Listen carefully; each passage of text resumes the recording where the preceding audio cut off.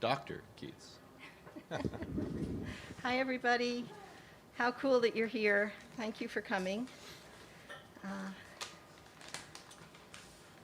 Welcome to an evening of pleasure and community here at the Writers' House at the University of Pennsylvania, where we've come together to celebrate John Keats, scientist and poet. My name is Toni Bowers. I'm an English professor here at Penn. I'm very happy to see so many people here tonight in person, and also to welcome those who will be joining us over the web. This evening is happening at all because of Jason Karlowicz's deep commitment to Keats and his double identity as a scientist and a man of letters, two identities that Jason himself also inhabits.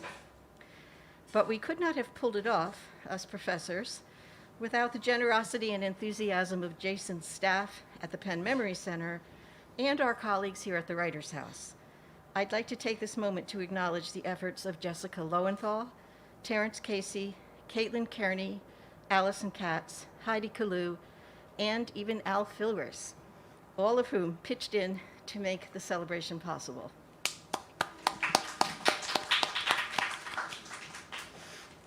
I'm going to spend just a few minutes now. Can everybody hear me okay? Yeah. A few minutes introducing John Keats to those who might not know him yet, and reviewing the facts behind our identification of him as a medical practitioner as well as a poet. Keats's work continues this day to influence poets and to fascinate doctors like Jason Karlowicz, even though he was barely older than the undergraduates in this room when he died. By the way, there's a typo on one of the flyers. Keats was 25, not even 26 when he died. I'll start in 1810, when 15-year-old John Keats, could I take this off? Yeah, hi Martin. When 15-year-old John Keats began working off a 5-year contract as a medical apprentice with a surgeon named Thomas Hammond. Young Keats was lucky to get the opportunity. He was a Cockney from one of many wrong parts of London, and he grew up poor. His father tended a stable at an inn. At 15, Keats already knew sickness and death very well. By the time he started his apprenticeship, he had lost a younger brother, Edward, his father, his grandfather, his uncle, and his mother. A few years further on, he would be the primary caretaker of another brother, Tom, who died of tuberculosis. It was during the time that he watched Tom die that Keats would write his most famous and beloved poetry. But back when Keats started his apprenticeship in 1810, some people could still remember when you went to a barber, not a doctor, to have performed the kinds of services that Keats was learning: tooth pulling, bloodletting, wound stitching, and the application of leeches, as well as amputation. And here I might look at this picture. Wrong one. I just want to go to a different picture. Thank you for doing that. Right. One more. Sorry. Talk amongst yourselves. Okay. All right. This is amputation in the early 19th century. So he would have learned to do that and to assist with it as a student apothecary. Most people were terrified of surgeons, and with good reason. There were no anesthetics. Amputation was relatively easy, just get out the saw, but internal surgery was harder. A surgeon couldn't see what he was doing. So it was not uncommon just to have to make a wound, plunge your hands in, and go by feel. Survival rates were not good. So, unsurprisingly, those who practiced medicine found it a punishing and nasty occupation with little remuneration or prestige. When John Keats was entered into articles of apprenticeship to a surgeon, promising though that may sound to our ears, he had in fact drawn a short, unlucky straw reserved for young men from poverty who had few options. Later, Keats always admitted that he had never felt any call to medicine as a vocation. On the contrary, according to Keats's teacher and lifelong friend, Charles Cowden Clarke, medicine was chosen for Keats by his guardians. Both his parents, of course, had already died. Another friend recalled that, in fact, Keats entered the apprenticeship with Dr. Hammond against his will. Having reached the ripe old age of 15, he had to make a living. In Keats's case, the 5-year apprenticeship ended after just 3 years in 1813. This was not because John was a prodigious success. It was because he and Dr. Hammond developed such an acrimonious relationship that Hammond released Keats from the contract. In other words, fired him. Based on something the poet himself later said, there may even have been a fistfight. There are no records of John's having completed an apprenticeship elsewhere, though there is some evidence that he may have done so de facto by serving abroad as a ship's surgeon.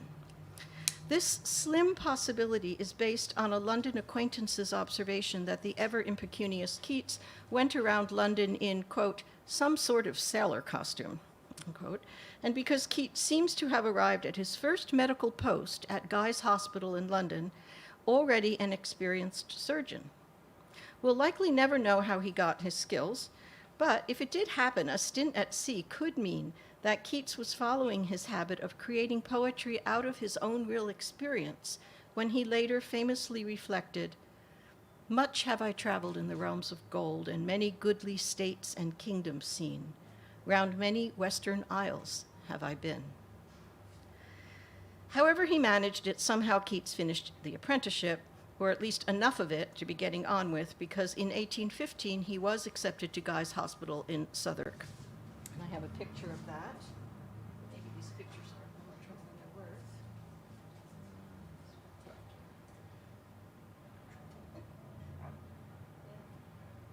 That's it, yeah. This is a very poor picture of Guy's Hospital. You can still visit it. There's going to be another one right away. So he started working there late in 1815, just as he was turning 20. He remained there for 2 years until 1817, and there's a statue at the hospital of Keats as he appeared then. And this is my last image, thank goodness, right? There he is. There is still a statue there. Once at Guy's, Keats studied not only wound care and surgery, but also botany, a subject in which, according to contemporaneous records, he was truly a star student. Within a few months, he was a dresser, someone who directly assisted in surgery and who dressed wounds. And he was entrusted with making decisions about the admission of incoming trauma cases at the 24-hour A&E department. These were considered very responsible posts. We also know that by March 1816, less than 6 months after his arrival, Keats himself surgically extracted a pistol ball, a bullet, from a woman's neck and saved her life. Guy's Hospital was, like all other hospitals at that time, a crucible of misery and stench. It would be decades before the medical establishment would discover that hand-washing could help prevent disease. This was also before antibiotics. According to Nicholas Rowe's introduction to a recent collection of essays by Keats scholars called John Keats and the Medical Imagination, the main pharmaceutical remedies available were opium, as dangerous a painkiller then as its chemical clones are now, and that murderous all-purpose elixir, mercury. These were hardly efficacious against the Apollyon diseases that stalked the dank-infested, unsanitary streets of late Georgian London. Tuberculosis, most of all, but also syphilis, a true scourge, pneumonia, septicemia, scabies, rheumatism, a catch-all category in government records, diarrhea, another catch-all category, and rubella. Cholera would arrive in the 1830s. During his 2 years at Guy's, 1815 to 17, Keats was a remarkably productive poet, especially considering the demands of his day job. He may have written as many as 40 poems during that time. His first collection of poetry appeared in 1817, his last year at Guy's Hospital, the year he was awarded his apothecary's license, what we might call a pharmacist's license, roughly, and the year he left the practice of medicine for good. Keats had, in fact, decided the year before, after only 1 year at Guy's, not to pursue medicine as a career. He later told Charles Clark that he left medicine because he could not continue in a profession where he held other people's lives in his hands. More fundamentally, it was clear to him that poetry was his true vocation, even though at that point it had brought him nothing but ridicule from critics and rage from his guardians. What's important to us tonight is how deeply Keats's brief medical experience shaped him as a poet. Literary and cultural critics really only started to notice this in the late 20th century. Before that time, Keats was seen as someone interested in, as one critic put it, nothing but beauty. This somewhat sappy view was corrected starting in the 1970s and 80s.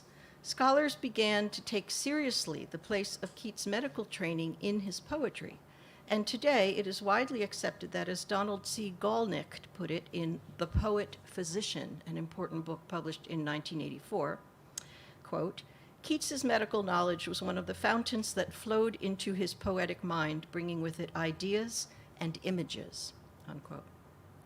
Even though Keats left medicine, what he learned as a medical student and apothecary never left him or his poetry. And what exactly did he learn? Not only how to mix medicines, remove bullets, and dress wounds, but also particular ways of thinking, several of which are detailed in Rowe's essay collection, which I do recommend. Among these was a hard-won skill that Keats called, quote, the feel of not to feel it, the physician's detachment, at times insensibility, that allows him or her to work at all. The feel of not to feel it was a coping strategy that Keats consciously developed in gruesome dissecting in operating rooms, on his hospital rounds, and in what we would now call trauma centers. Though the two are not identical, maybe that difficult lesson at some level informed Keats's famous theorization of another necessary and contradictory stance, the stance poets must take in order to do their work. Keats called this necessary poetic stance negative capability. In his own words, quote, when a man is capable of being in uncertainties, mysteries, doubts, without irritable reaching for finality, unquote, or capital T truth, or an end to questioning. So that's my little bit of background. Now let's turn to what we all came for tonight, the rare chance to read aloud together and think together about what we read.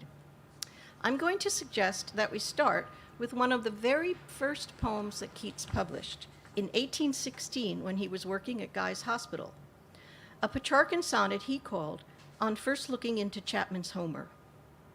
In a moment, we will be able to see the poem and hear it read by Professor John Ricchetti on Pen Sound. I don't know if you're familiar with the website Pen Sound, but I heartily recommend it. You can hear poetry read aloud there by poets, often the writers of the poems, and by scholars. After we hear this famous little poem read aloud, I'll ask whether anybody else would like to take a stab at reading it too, and I hope you will. But first, there's one more piece of necessary background. I'll try to make it short, but I want to explain for those who might not know what Keats means by the phrase, why he refers to Chapman's Homer. It's not on first looking into Homer, it's on first looking into Chapman's Homer.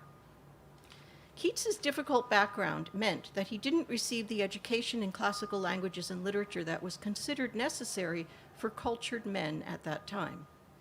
Yet he was hungry to know what they knew, to taste the riches of classical learning, and to be a poet. So he taught himself as far as he could. He turned to a respected English translation of Homer, and he read the Iliad.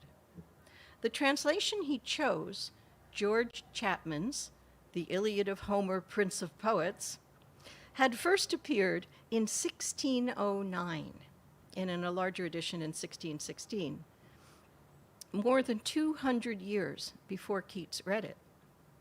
It is significant that he went so far back to read a translator whose work Shakespeare might have read. The poem is personal. It tells us how overwhelmingly powerful Keats found Homer's Iliad, even in translation, as privileged academics might still say. His insistence on the epic's power out of its original language, of Greek, and for someone who did not have the rare privilege of learning that language, that insistence constitutes an active claim about the politics of learning in his day. Keats knowingly uses the Petrarchan sonnet form, itself a kind of translation from Italian into English where it does not quite belong, not only to communicate his awe at Homer's epic, but to put himself into the poetic pantheon he most admired and desired to join, to show that he could do this difficult, beautiful thing.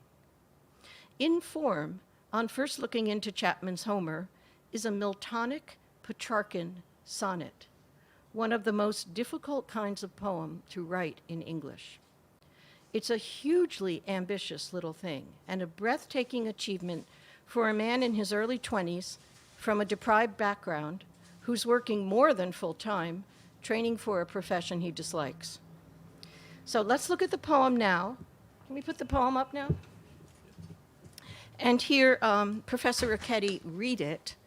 After that, we can say whatever you want to say, and maybe someone else would care to read too. That'd be good.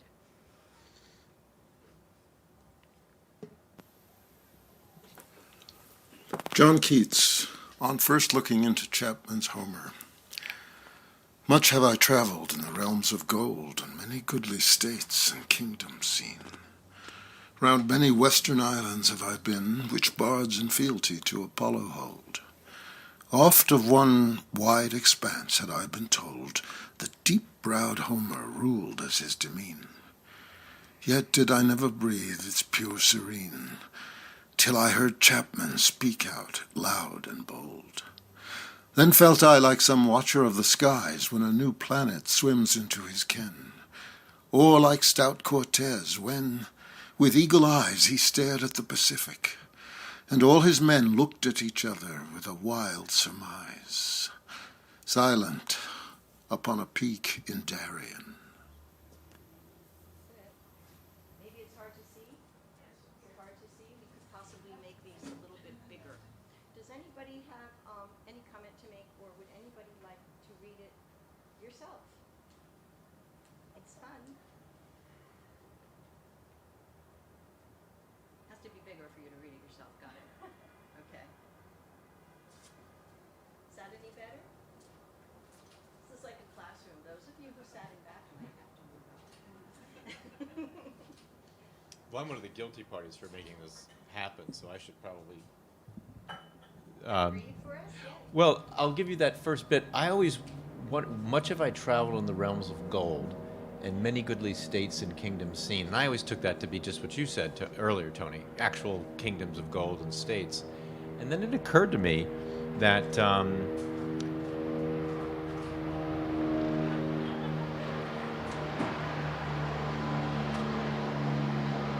another trauma being sent over for the modern Keatses to take out the bullets or whatever. And then it occurred to me that maybe the realms of gold were books, which often had golden spines, you know. And certainly he was bookish, if ever there was. In fact, throughout his medical studies, was reading Chapman, etc. And so I often thought, well, here's someone who, you know, much have I traveled through books, etc. But this one book, as you pointed out, that I've read that's transformed. So that was my sort of one of my big kind of moments when I finally kind of began to make sense of this poem. Anyway, I'm sure others have thoughts.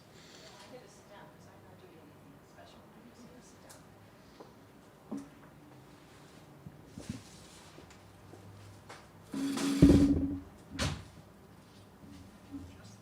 Oh, thanks. Obstacle course.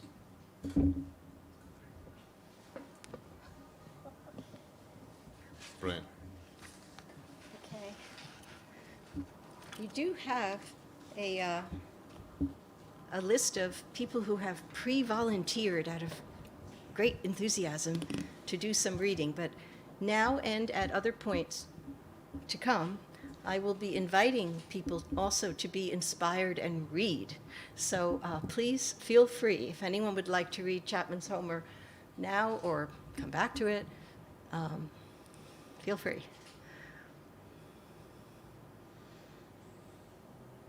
Somebody Martin? Yep, our next thing on our scorecard, Martin, is you. Yeah. Martin, would you come on up and we have a take the spot there? You've got a mic. Martin Levitas is here.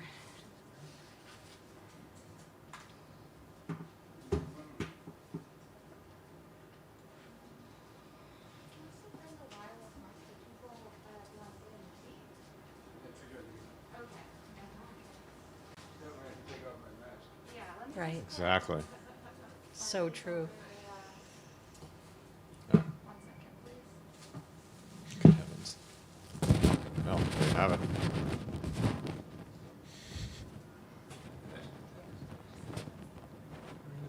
Very well. Good to see you. My name is Martin Levitas, and my non-credential is I'm a retired lawyer.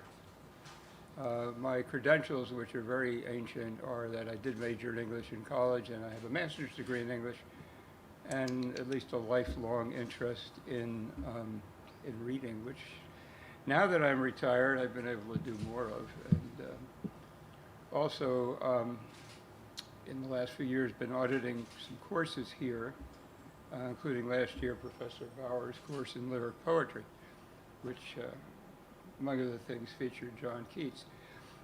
When she invited me to come, I asked if I could do something a little different, with which she agreed. I have, in a book that needs repair on its cover, but I was fortunate, I own the first edition of John Keats's collected letters to Fanny Brawne.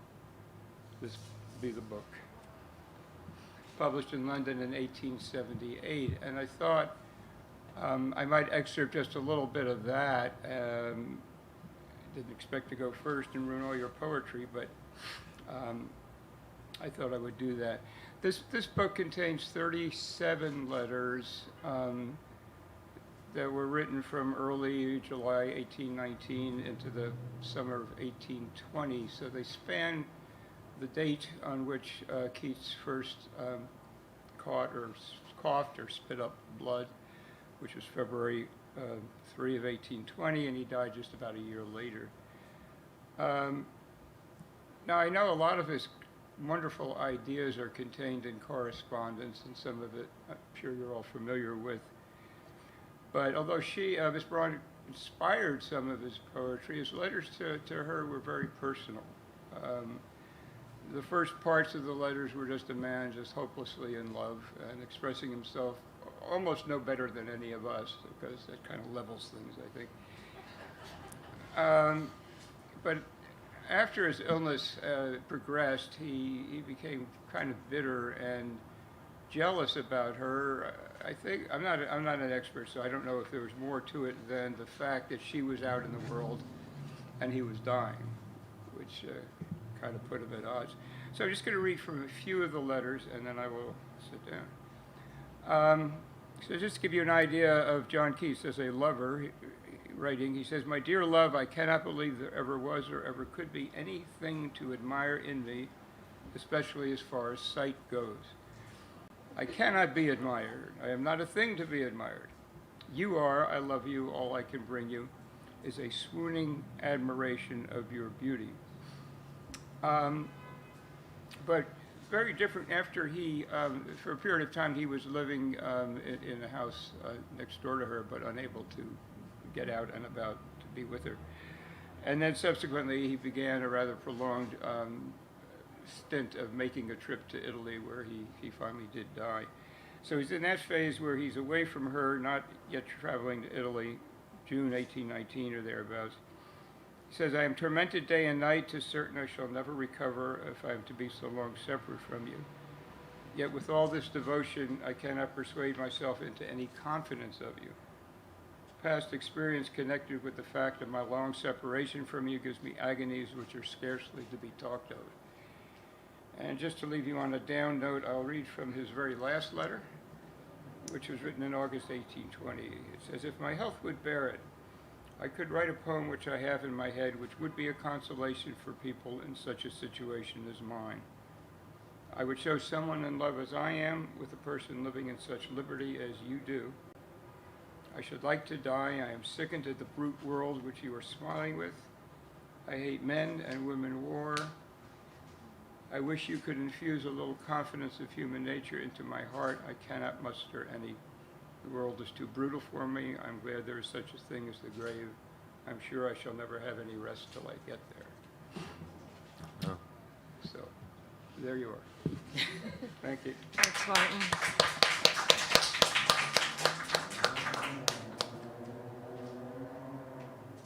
So you have to feel free to jump in so I don't have to constantly say, please say something. Deb? Yep. Yeah, sure. Yes? Oh, good heavens.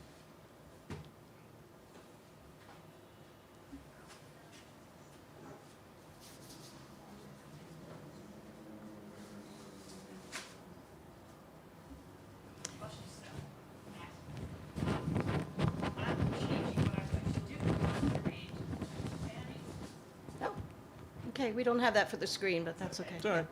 Don't worry about it. I must say that last letter, in light of I'll be talking about To a Nightingale, is doubly plaintive, and you'll see why. Okay, this is a late poem. It's a sonnet, although he allows the pressure of what he's trying to say to almost break the sonnet form, but he doesn't. And that's real tightrope walking. So, to Fanny. I cry your mercy, pity, love. I, love. Merciful love that tantalizes not. One thoughted, never minded, one thoughted, never wandering, guileless love, unmasked and being seen without a blot. Oh, let me have thee whole, all be mine. That shape, that fairness, that sweet minor zest of love, your kiss, those hands, those eyes divine, that warm, white, lucent, million-pleasured breast, yourself, your soul, in pity give me all. Withhold no atom's atom, or I die. Or, living on, perhaps, your wretched thrall, forget, in the midst of idle misery, life's purpose, the palate of my mind, losing its gust, and my ambition blind.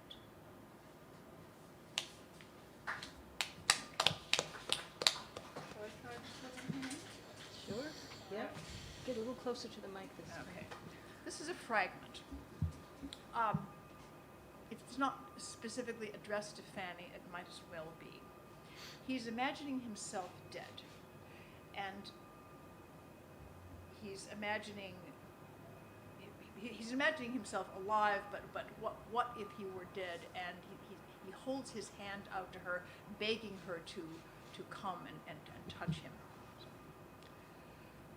This living hand, now warm and capable of earnest grasping, would, if it were cold, and in the icy silence of the tomb, so haunt thy days and chill thy dreaming nights, that thou would wish thine own heart dry of blood, so in my veins red life might stream again, and thou be conscience calmed. See, here it is. I hold it toward you.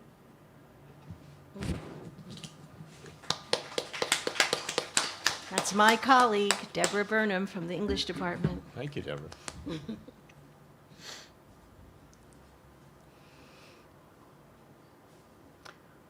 So next we have down that Fatma Omar is going to read The Human Seasons for us.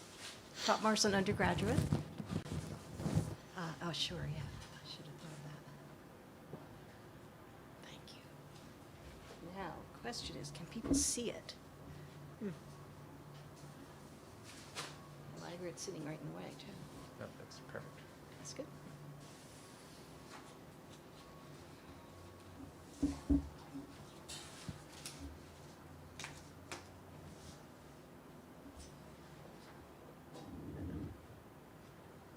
This is The Human Seasons by John Keats. 4 seasons fill the measure of the year. There are 4 seasons in the mind of man. He has his lusty spring when fancy clear takes in all beauty with an easy span. He has his summer when luxuriously springs honeyed cud of youthful thought he loves to ruminate, and by such dreaming high is nearest unto heaven. Quiet coves his soul has in its autumn, when his wings he furleth close, contented so to look on myths and idleness, to let fair things pass by, unheeded as a threshold brook. He has his winter too, of pale misfeature, or else he would forego his mortal nature. Thank you. Thank you, Fatma. Does anyone want to comment on the poem? Can you see it? Can you see it well enough to ask a question or make a comment? I think it's really interesting that the first line says the mind of man. So he takes what is like an external phenomena of like seasons changing and kind of twists it to be. It turns it inward? Yeah, that is interesting. Yeah, that the mind of man is explained through nature. Yeah, it's extended, so to speak. Yeah, it's an interesting point. Interesting pickup. Yeah, 4 seasons is the mind of man, not man, or not just yeah. Yeah, because mind runs through his work. Ode to Psyche and whatnot, which is ode to mind. Psyche is mind. That's the point. Yeah. Isn't it lovely to hear it read aloud? It's just, we should do more of that, I think. It's like a lyric love poem until the term is just like an aside, a salty aside about his own health. Like there's beautiful imagery in in spring, summer, and autumn, and but winter is kind of just like but you can't forget that Mm-hmm. going to die. Yeah, winter doesn't have beautiful imagery. It just has a misfeature. Yeah, it's like somehow things have fallen apart, gone wrong. Yeah, and yet he includes it, as you say. Yeah. Well, I was going to say the relationship with beauty, or the role of beauty, kind of changes through the seasons, because in spring, he's taking it all in with an easy span. Then in autumn, fair things just pass by unheeded, and then by winter, it's ugly, it's misfeatured, but that's all part of it. I'm going to pass around the wireless for our online audience. Maybe we could repeat that comment. Yeah. Okay. I think it's interesting how the way beauty is depicted through the seasons changes, from spring, where it's taken in very easily, to autumn, when it passes by unheeded, fair things do, and then in winter, winter is of pale misfeatures, so it's not very attractive to look at, but that's all part of it. Yeah. Yeah.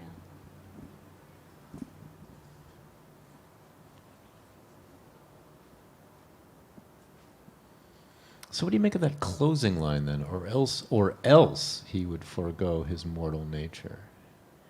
He too has he has his winter too of pale misfeature, or else he would forego his mortal nature.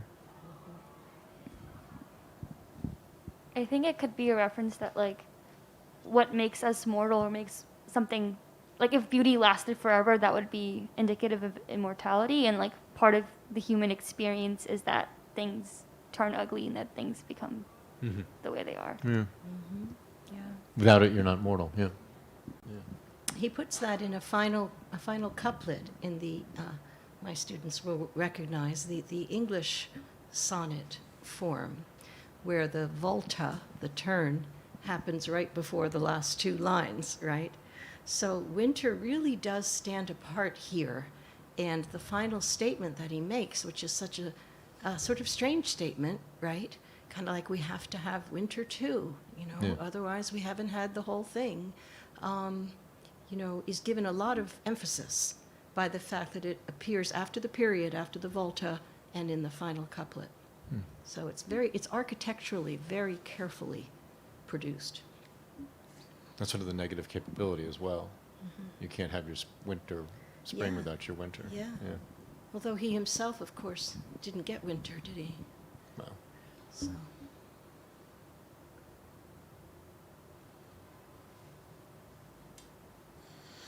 Should we move on? Sure. Okay, so our next reader is Kayla Patel, reading the wonderful poem Ode on a Grecian Urn. Ooh. One of the 6 great odes. Mm-hmm. That's right.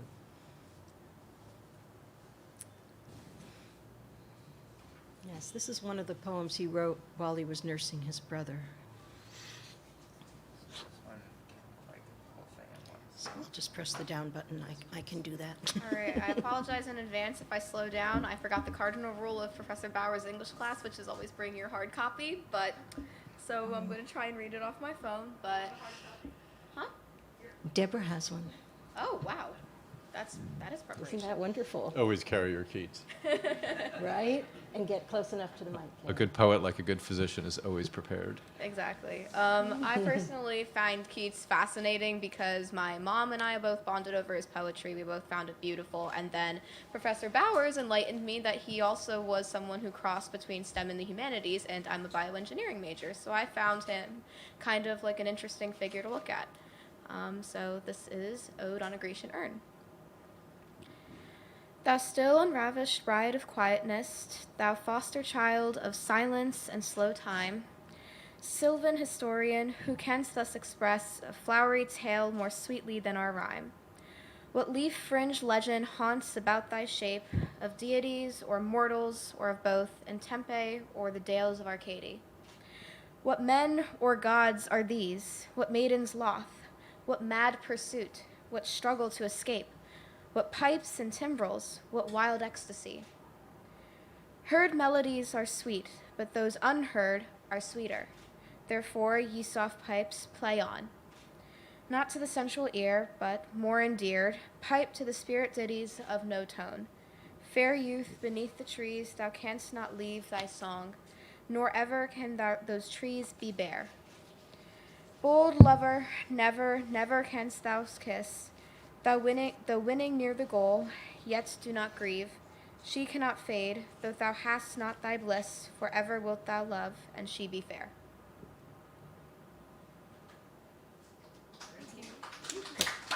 I'm sorry. Ah, happy, happy boughs that cannot shed your leaves, nor ever bid the spring adieu, and happy melodists, unwearied, forever piping songs forever new. More happy love, more happy, happy love, forever warm and still to be enjoyed, forever panting and forever young, all breathing human passion far above, that leaves a heart high sorrowful and cloyed, a burning forehead and a parching tongue. Who are these coming to the sacrifice? To what green altar, O mysterious priest, leadst thou that heifer lowing at the skies, and all her silken flanks with garlands dressed? What little town by river or seashore, or mountain built with peaceful citadel, is emptied of this folk, this pious morn? And, little town, thy streets forevermore will silent be, and not a soul to tell why thou art desolate can ever return. O Attic shape, fair attitude with breed of marble men and maidens overwrought, with forest branches and the trodden weed, thou silent form dost tease us out of thought as doth eternity. Cold pastoral, when old age shall this generation waste, thou shalt remain, in midst of other woe than ours, a friend to man to whom thou say'st, beauty is truth, truth beauty. That is all you know on earth, and all you need to know. Well done. Right. So I don't know, probably other people have experience of this poem and thoughts about it. Although I'm happy to move it to look at whatever stanza you're interested in, or if you want to talk in general.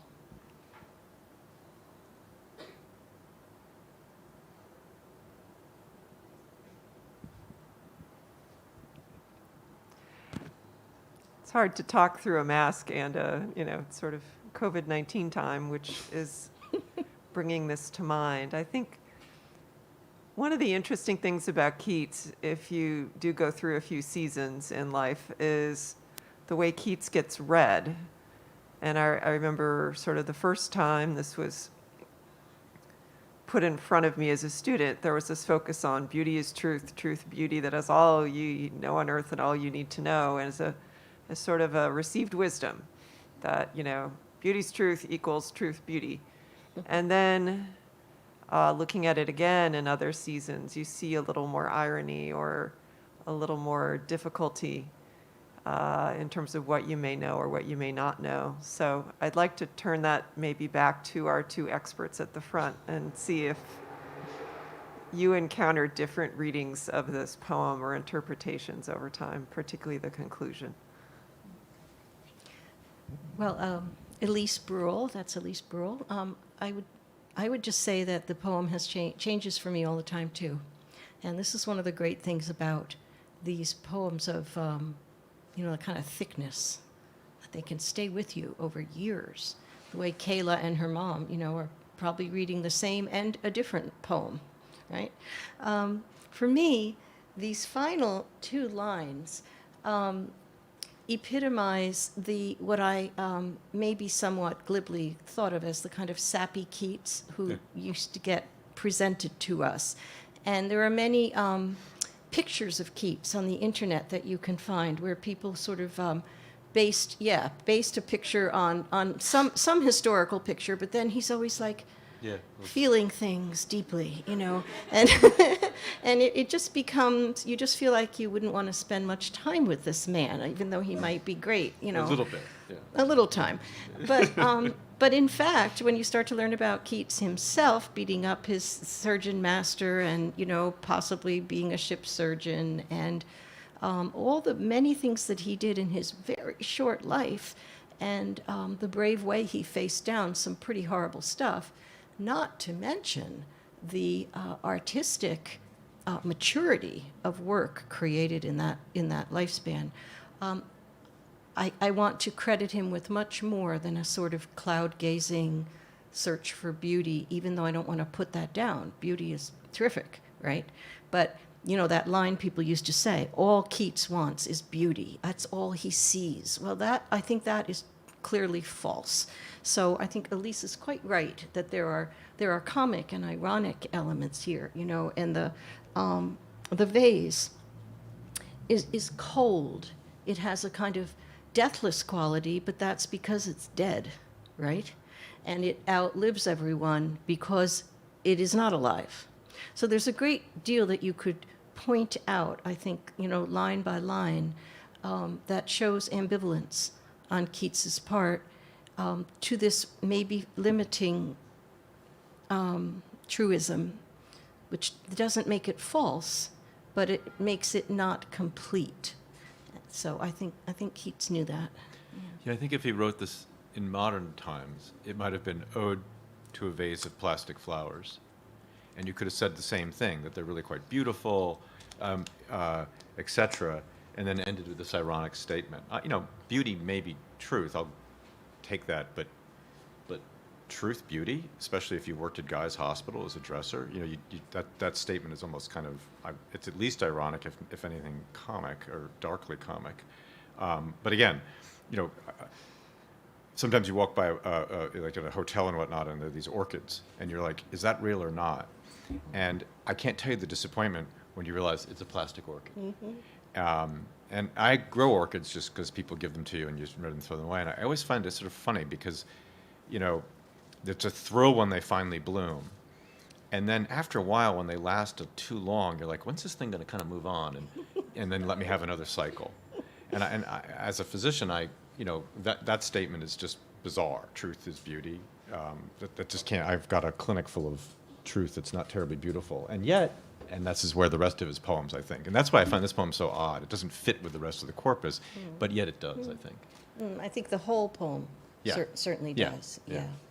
Yeah, I was thinking about fake plastic trees. You all know that song. Exactly. Yeah. So maybe we should keep going. Yeah. What else we got? So we were going to pause. Jason's going to talk to us about Ode to Nightingale. Do you want to pause first and just make sure everybody has a chance to read? Yeah, surely if someone's been inspired or somebody wants to bought something along. Oh, I should be showing the scorecard of possible. Yep, thank you. These are just, if you can see it, these are the titles we have to show. On first looking in Chapman's Homer, Ode to a Nightingale, Grecian Urn, to one who has long been in city pent, I said that wrong, Ode on Melancholy, Bright Star, To Autumn, The Human Seasons, and When I Have Fears That I May Cease to Be. Now, you don't have to deal with those poems, but we just thought of those as ones that people might be familiar with, and it might be helpful to put the words up. I'm not sure it's been a vast success to put the words up, but we're trying. So My eyes can't do it. Yeah. But if you're moved and wanted to read one, by all if means you wanted do. to read one, we want Or you to can make go to sure. Poetry. What is it? Poetry Foundation on your iPhone. It's a great Yeah. website. You know. Well, this isn't your last chance either. So Yeah. Jason's going to talk. Yeah, let me. So I'm going to read the first 3 stanzas of Ode to a Nightingale. They're stanzas, right? That's what we call them. Okay. and then I'm going to stop and tell you why I think this is probably the best work in the medical humanities that's out there. And I'm saying that as a physician, and I'll explain in my role as a physician why in particular I find this poem so incredible. And because it's the 3 stanzas that follow. So just bear with me. I know you should read the whole thing, but I when I hit the thirds, I'll stop after this statement. By the end of the second stanza, you're like, what is this about? It's back to the lacy, frilly fellow. Mm-hmm. And then this third stanza hits you like a sledgehammer. Ode to a Nightingale. My heart aches, and a drowsy numbness pains my sense, as though of hemlock I had drunk, or emptied some dull opiate to the drains. 1 minute passed, and leathwards had sunk. 'Tis not through envy of thy happy lot, but being too happy in thine happiness, that thou, light-winged dryad of the trees, in some melodious plot of beechen green and shadows numberless, singest of summer in full-throated ease. Oh, for a draught of vintage that hath been cooled a long age in the deep-delved earth, tasting of flora and the country green, dance and provincial song and sunburnt mirth. Oh, for a beaker full of the warm south, full of the true, the blushful hippocrene, with beaded bubbles winking at the brim, and purple-stained mouth, that I might drink and leave the world unseen, and with thee fade away into the forest dim. Fade far away, dissolve, and quite forget what thou amongst the leaves hast never known, the weariness, the fever, and the fret. Here where men sit and hear each other groan, where palsy shakes a few sad last gray hairs, where youth grows pale and spectre thin and dies, where but to think is to be full of sorrow and leaden-eyed despairs, where beauty cannot keep her lustrous eyes, or new love pine at them beyond tomorrow. So that's the end of the third stanza. I read this many years ago. I never made much sense of it. And then I read it during the pandemic. And it just hit me. Because if you think about the experience of the pandemic, up until then, well, medicine was doing what medicine did, but certainly we felt we had disease under control, and the rest, of course, is history. And in some areas, Lombardy, in Italy, New York City, elsewhere, physicians, healthcare practitioners found themselves literally overwhelmed. I was not witness to it. I did not participate in that. My colleagues did. Nursing homes where entire floors were taken ill. Patients not taken to the hospital simply to die there because they were simply told to go to the hospitals just to die there because there's no room. The ICUs are full. In New York, a physician named Laura Breen, after years-long weeks of caring in the emergency rooms of New York, herself having recovered from COVID, being witness to patients simply dying because they didn't have ventilators, didn't have space for them, herself would end her life, just crushing catatonic depression. And what I So what? Back to this poem. The first two stanzas, basically, this guy wants to get high, opium, just enough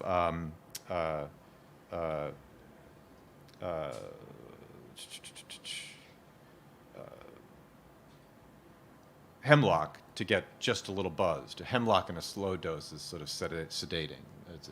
It is lethal if you take too much. Or just drink a whole lot of good wine, and Keats loved his wine. He particularly liked Burgundy wine. So I want to get high, get drunk, whatever. Why? Well, it's the third stanza. And I think this is an utterly incredible, fast forget, the weariness, the fever, and the fret. Fatigue, acute infection, and mental illness. Weariness, fever, and forget. Here where men sit and hear each other groan, where palsy shakes a few last sad gray hairs. He's in a hospital. Here where men sit and hear each other groan. He said, guys. Where palsy shakes a few sad last gray hairs. Parkinson's, some other degenerative illness in an elderly person. Where youth grows pale and specter thin and dies. COVID, AIDS, cancer in someone who is otherwise healthy. And then perhaps the most brilliant description of mental illness I've ever read, where but to think is to be full of sorrow and leaden-eyed despairs. You couldn't ask for a better description of major depression than that, or severe anxiety, where but to think is to be full of despair. And so the poem goes on, and I won't belabor the reading of it, with a tension of it would be nice to do what the nightingale can do and just be consumed by the pleasure of the nightingale's song. But again, what you among the leaves have never known, a nightingale is a nightingale is a nightingale, and it's been a nightingale for centuries. Mm-hmm. It's not a human. It doesn't know human suffering. And the tension that follows in the rest of the poem is really quite incredible, where I wouldn't mind to die, but of course, well, but no. And then he lets himself be bedazzled by this negative capability of, I'm not going to die, but I'm going to confront the suffering. And, well, I'll just read a little bit of the end and let his words rather than me. What stanza? I'll put it up. Yeah. Darkling I listen. Mm-hmm. So he's talking to the nightingale again. Darkling I listen, and for many a time I have been half in love with easeful death. Boy, what a brilliant description of feeling suicidal. Called him soft names in many amused rhyme, to take into the air my quiet breath. Now more than ever seems rich to die, to cease upon the midnight with no pain. While thou art pouring forth thy soul abroad in such ecstasy, still wouldst thou sing, and I have ears in vain, to thy high requiem become a sod. Thou wast not born for death, immortal bird. No hungry generations tread thee down. The voice I hear this passing night was heard in ancient days by emperor and clown, perhaps the selfsame song that found a path through the sad heart of Ruth when, sick for home, she stood in tears amid the alien corn, the same that ofttimes hath charmed magic casements opening on that foam of perilous seas, of fairylands forlorn. Forlorn, the very word is like a bell to toll me back from thee to my sole self. Adieu, the fancy cannot cheat so well, and she is famed to do deceiving elf. Adieu, adieu, thy plaintive anthem fades past the near meadows, over the still stream, up the hillside, and now 'tis buried deep in the next valley glades. Was it a vision or a waking dream? Fled as that music, do I wake or sleep? Caught in that space between waking and sleeping in some sense. As a physician, especially in my practice, I work at a memory center. I care for patients for whom there's no effective treatments. Their diseases are, quote, incurable. They're slow motion, over train wrecks, you could almost argue, the diseases are. And yet, I do it. And when I read this poem, I understand why. And it's that line, forlorn, which is hopelessness beyond hope, you know. And yet you persist because I guess it's this idea of sometimes hopelessness can be the best medicine. And I think what Keats figured out, and I'm impressed at his young age as a physician in training, he figured that out. That once you move beyond hopelessness, you start to arrive at meaning out of the experience of illness, of the winter that you have to have, because if you didn't experience winter, you're not a human. You're not a human anymore. And I think he had a keen understanding of what it means to be human. So that's why I've come to really admire him as a physician. And I think that poetry certainly informed his work as a physician, but I think as a physician, his work as a physician informed his work as a poet, there's no question. But I think the opposite is even more profound, that his work as a physician was informed by being a poet, which I think is quite impressive. And that's why I think it's a great work of medical humanities. So I'll stop. Okay, that's great. Can anyone add or think about what Jason has said or what the poem says?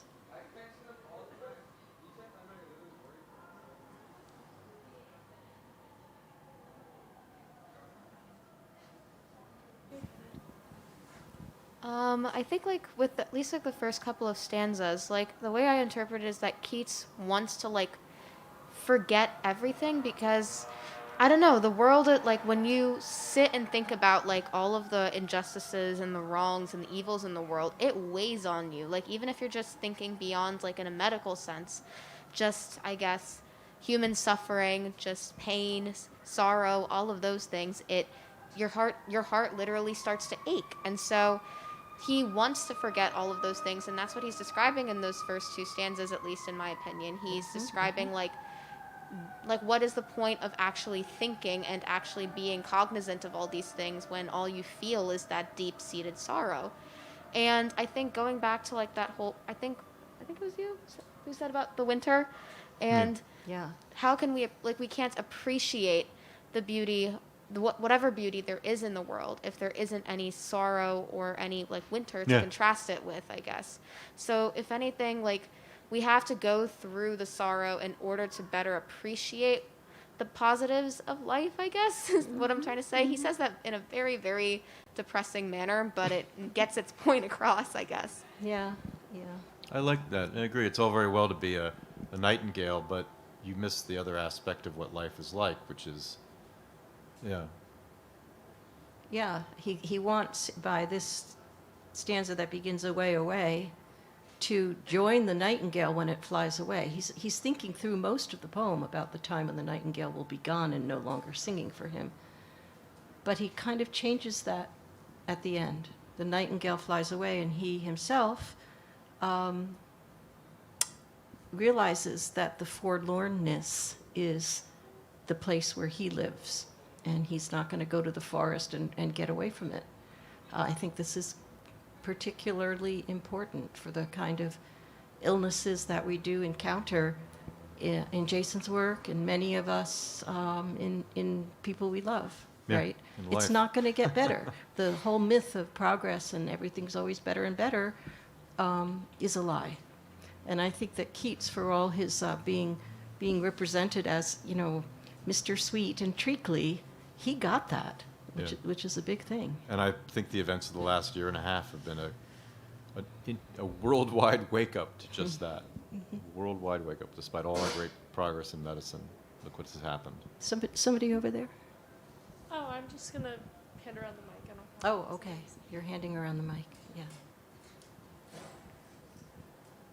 This is like tangentially related to the poem, but it made me think about this. And I think... I feel with more modern medical advancements and I think life just being easier, we have washing machines, we have appliances, sanitation and infrastructure is better. I'm curious to see if, people nowadays are much less accustomed to, seeing suffering and then being able to kind of front it and kind of move on and take it as what it is. And I don't want to say like we're more fragile as people nowadays, but I think that I know for sure the pandemic kind of was, like you said, a wake-up call to the extent of human suffering and what it can be. And I wonder if like humanity's ability to kind of like get through these periods of time has kind of become weakened as we become more accustomed to beauty and ease rather than suffering. And whether that's kind of a negative consequence of the life that we've created for ourselves, at least and the privileged existences that we have right now. Yeah. Yeah, very good point. Death used to be so present in everybody's life, and now we really very seldom encounter death, dissolution, even old age. We put it somewhere else, right? Yeah. So, Yeah, good point. I mean, and he wrote this poem 6 months after nursing his brothers to death, and he wrote in a letter to his other brother and sister some rather kind of British bit, like, the last days were quote, a bit rough. They Yeah, must have been right. horrible. I mean, Right. and his brother's dying, Yeah. that he took care of. dying of tuberculosis. Yeah, drowning in his own And blood. then Keats, of course, was looking at his own death, which would shortly follow from the same disease. So, yeah. Deborah?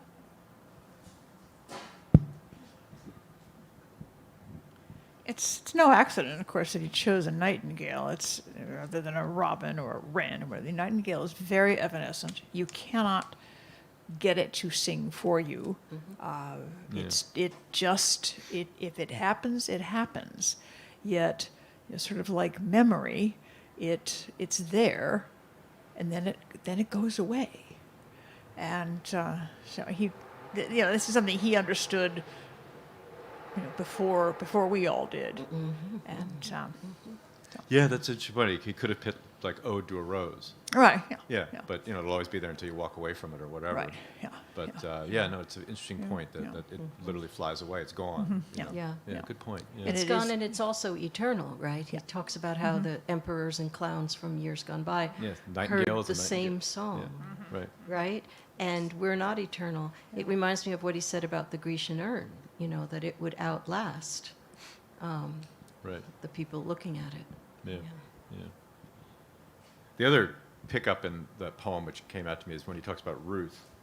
That's Ruth of the Bible, who was a caregiver for her mother-in-law.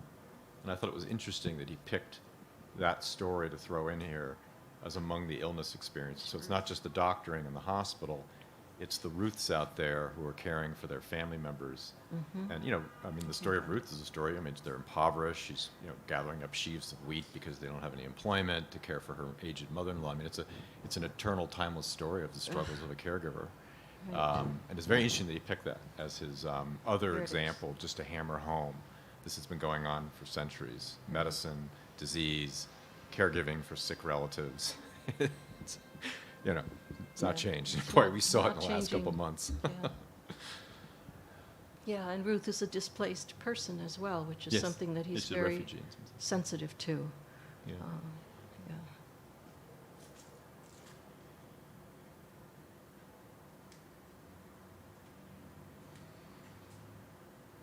So last words or anything? Or We have a comment. yeah, yeah.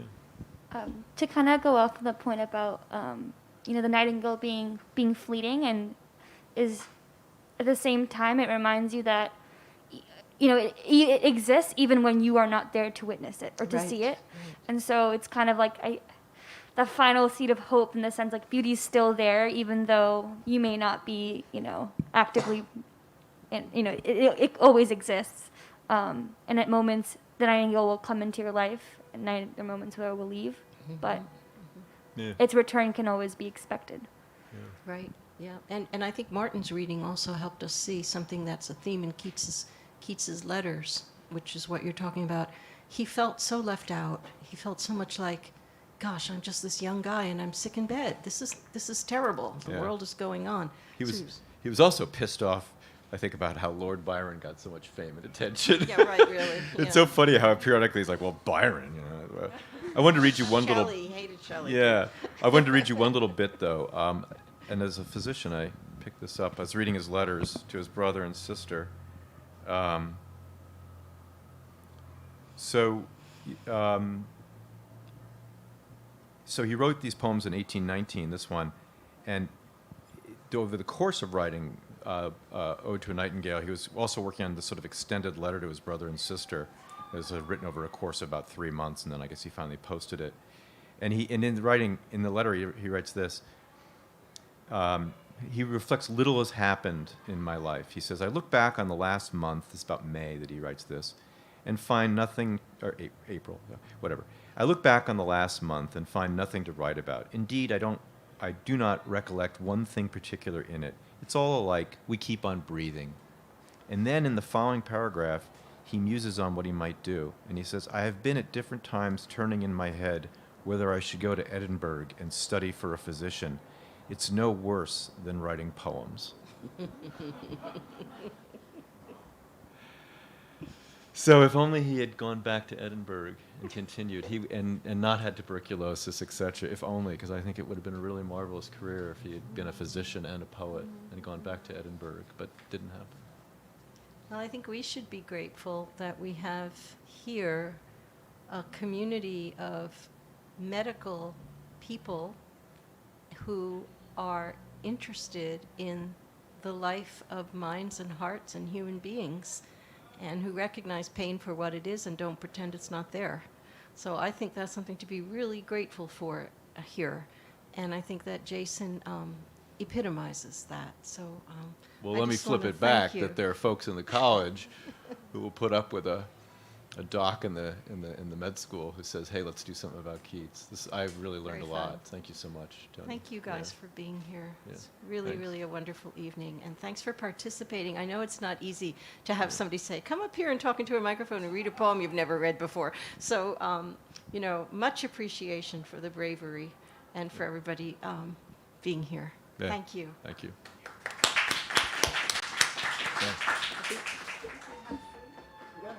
I think we may have a little cheese or Do we something. have some food somewhere? Yeah. Yeah. there's- All just- right. Just keep following the smells. Yeah. Hit the cheese. Yeah.